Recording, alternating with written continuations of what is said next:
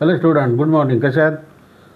Today we are going to learn addition, subtraction, multiplication and divides.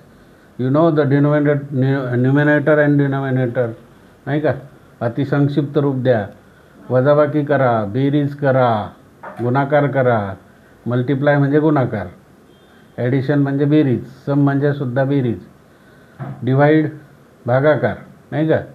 Addition बेरीज, subtraction वजाबाकी. आता इथे आपण multiply the following figures. Example काय घेतलं आहे? -5 मल्टिप्लाइड बाय -2, -5 मल्टिप्लाइड बाय -2. हे 12वीच्या पण मुलांना येत नाही, चुकतात. कळलं का? हे बेसिक कन्सेप्ट आहे. आता मायनस डबल आलेलं आहे. मायनस मायनस काय होणार? प्लस होणार. परंतु केव्हा प्लस होणार? इथं मल्टिप्लाय चिन्ह असेल, गुणाकाराचं चिन्ह असेल तर प्लस होणार. मायनस मायनस काय होणार? प्लस होणार. केव्हा? इथं गुणाकाराचं चिन्ह.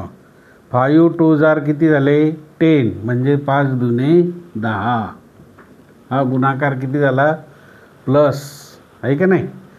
आता प्लसचं चिन्ह दिलं तरी चालतं, नाही दिलं तरी चालतं. म्हणजे आता हे बघा, दुसरं घेऊ.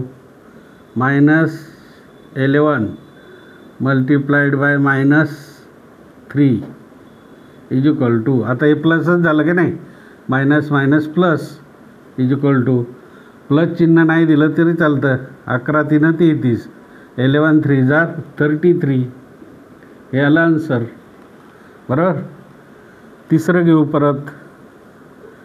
12 मल्टिप्लाय -5. आता इथं डबल मायनस आलं तेव्हा प्लस आलं, पण इथं एकदाच मायनस आहे की नाही?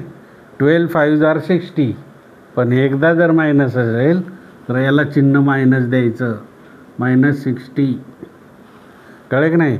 12 5 60, पण मायनस आहे, बरोबर. चौथं घेऊ.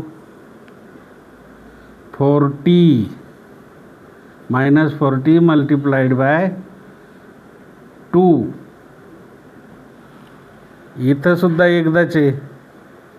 40 2 80, परंतु 80ला कोणतं चिन्ह येणार? एकदा असल्यामुळं -80, बरोबर. म्हणजे मायनस प्लसचं काय येणार? मायनस. या ठिकाणी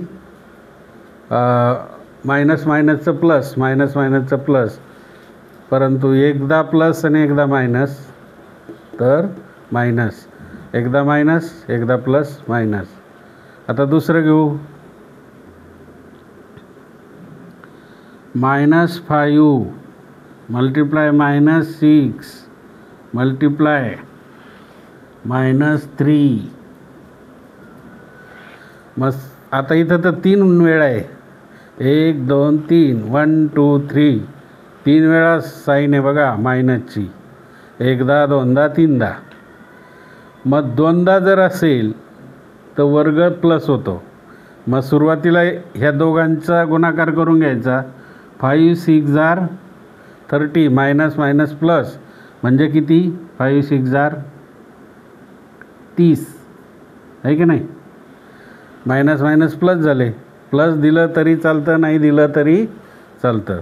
5 6 30, बरोबर. गुणिले किती? Multiply -3 is equal to.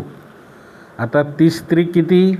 एकदा वजाचं चिन्ह आहे, एकदा वजाचं चिन्ह आहे बघा. वजाचं चिन्ह जर असेल, 30 3 किती? 33 90,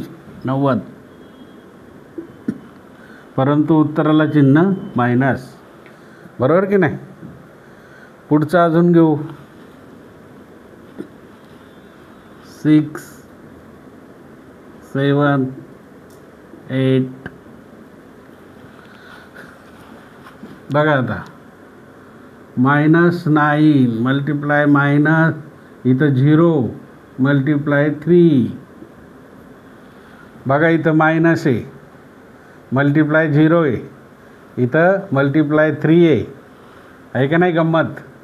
it is very interesting. Evaluate कसं करणार आता हे? डोळे झाकून करा. इथं शून्य, इथं मायनस एकदा आहे, तुम्ही म्हणणार 9 त्रिक 27 आणि एकदा मायनस आहे म्हणून -27 उत्तर येईल. दॅट इज कम्प्लीट रॉंग, चुकीचं आहे. इथं 0 दिला आहे, 0 काय दिला आहे? 0 दिला आहे.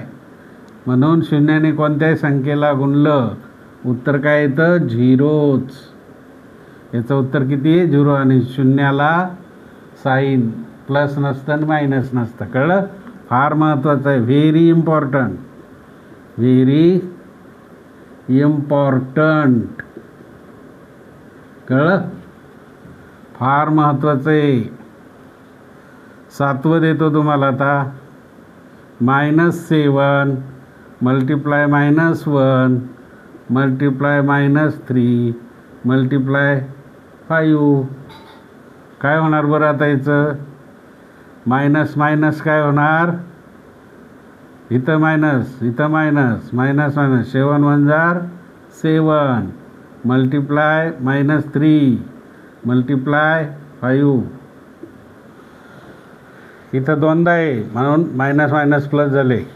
मल्टिप्लाय -3 मल्टिप्लाय 5 काय होईल मग आता? 7. इथं दोघांचं गुणाकार करा. 7 त्रिक किती? 21 किंवा 5 त्रिक किती? 15. बरोबर? 15ला चिन्ह कोणतं येणार? 7 गुणिले 15ला मायनस येणार.